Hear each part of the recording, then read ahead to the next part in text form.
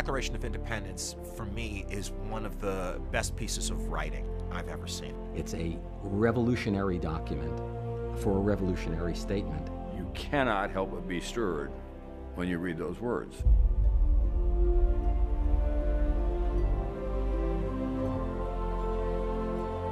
Thomas Jefferson's writing is absolutely magnificent.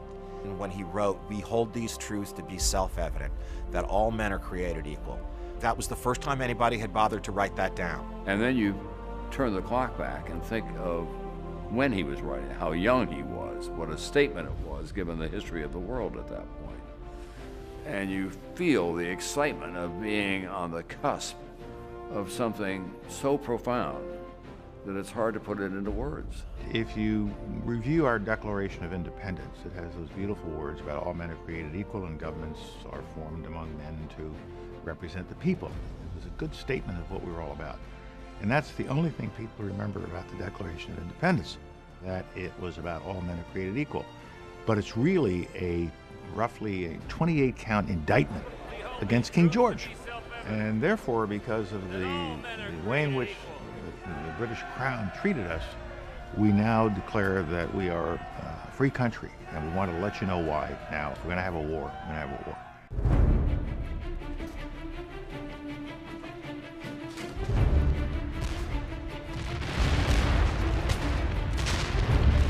In 1776, you have the Continental Congress meeting in Philadelphia, debating a unified position for the colonies with respect to the hostilities that have already broken out. And the fundamental issue between them is, are they fighting for their rights as Englishmen within the British Empire, or are they going to fight for independence?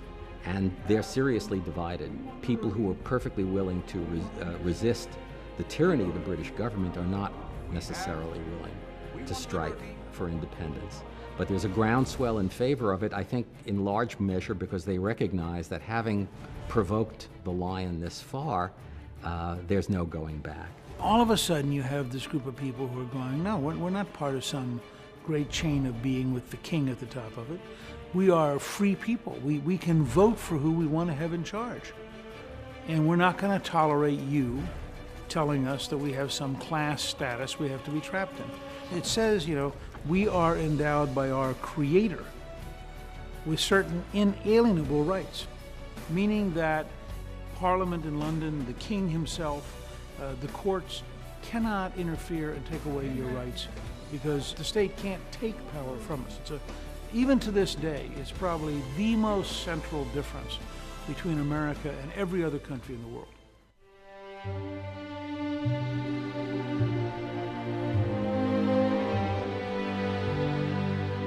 It goes well beyond what was needed in order to declare independence. It establishes a philosophical basis for a civil democracy in which all persons are guaranteed rights by virtue of their personhood.